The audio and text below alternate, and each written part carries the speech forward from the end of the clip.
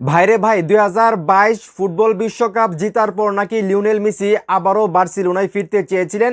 এমনকি ওনার যে বেতন সেই বেতনও নাকি অনেক কমিয়ে উনি আবারও বার্সেলোনায় ফিরতে চেয়েছিলেন, কিন্তু হুয়ান লাপোর্তুর কারণে নাকি উনি পারে নাই।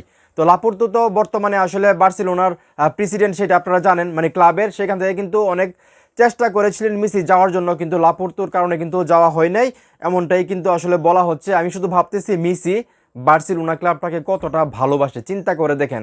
বার্সেলোনা ওনার সঙ্গে যে কাজগুলো করছে, তারপরও উনি বার্সেলোনাকে কতটা ভালোবাসেন যে উনি 2022 ফুটবল বিশ্বকাপ জিতার পরেও উনি আবারও বার্সেলোনায় যেতে চেয়েছিলেন। তো এখানে বলা হচ্ছে 2023 সালে জানুয়ারিতে বার্সেলোনার পক্ষ থেকে মেসির সাথে যোগাযোগ করা হয়।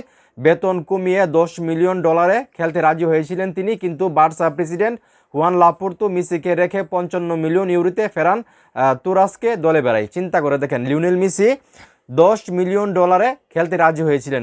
বার্সেলোনা থেকে ওনাকে আসলে আমন্ত্রণ জানানো হয়েছিল, কিন্তু লাপোর্তো মেসিকে রেখে 55 মিলিয়ন ইউরোতে ফেরান তুরাসকে। তো আমরা সবাই জানি লাপোর্তোর কারণে কিন্তু বার্সেলোনা থেকে মেসিকে বের হয়ে যেতে হয়েছিল, এবং পিকেও কিন্তু এখানে অনেক রাজনীতি করেছিল। তো যাই হোক, মেসির জন্য আসলে একটা জিনিস ভালো লাগে যে উনি কতটা লয়াল। মানে একটা ক্লাব ওনাকে অনেক কিছু দিছে, কিন্তু উনি কিন্তু সেই ক্লাব ছেড়ে এখন, মানে উনি নিজ থেকে যায় নাই, কিন্তু ওনাকে আসলে বিতাড়িত করা হয়েছে। তারপরেও কিন্তু ওনাকে এত অসম্মান করার পরেও কিন্তু উনি আবারও বার্সেলোনায় যেতে চায়, কারণ উনি বার্সেলোনাকে ভালোবাসে। তো এখন এই মুহূর্তে যারা আমার এই ভিডিও দেখতেছেন, এই যে মেসি ওনার স্যালারি কমে 10 মিলিয়ন ইউরোতে বা ডলারে আসলে উনি খেলতে চেয়েছিলেন আবার বার্সেলোনায়, কিন্তু লাপোর্তুর কারণে পারে নাই।